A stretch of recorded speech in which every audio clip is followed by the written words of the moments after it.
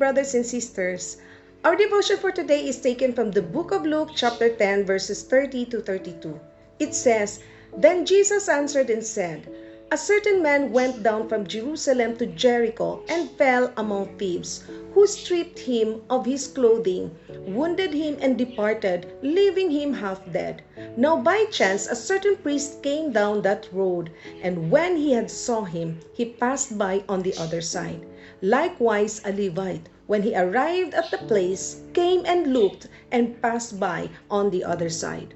Now in the time of Jesus, the road from Jerusalem to Jericho is known to be difficult and dangerous, and was known as the way of blood because of the blood which is often shed caused by robbers. That is why many would not dare to cross that road alone. Instead, people would always cross that road in convoys. However, in this passage, a certain man dared to cross the road alone. This is a representation of a man whom, even though he knows it is a dangerous path of life, chose to proceed on it, not caring the danger that lies ahead. Well, when we say a dangerous path of life, it means choosing to depart of life where God dwells. Now, surely without God, the enemy would really be free to tear down the life of a person, leaving him half dead. Now, further, we read in the story that a certain priest passed by and saw him, but he passed by on the other side. The same happened when a Levite passed by. These priest and Levite are representation of people who knows the law of God. Thus, they were expected to extend mercy whenever someone is in need. But sadly, in the story, they did the opposite. The parable speaks that the law gives awareness about sin, but it doesn't automatically encourage an individual to live by it.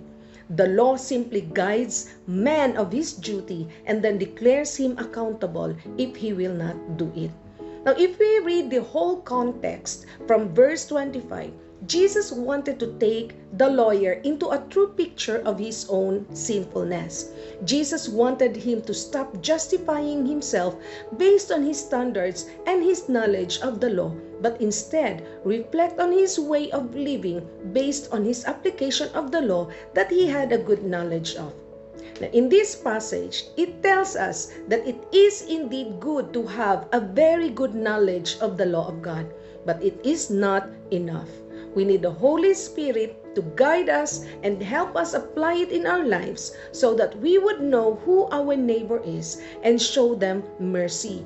We also need to look unto Jesus as our example to think more of others before ourselves. Now, James chapter 2 verse 13 says, "There will be no mercy for those who have not shown mercy to others. But if you have been merciful, God will be merciful when He judges you."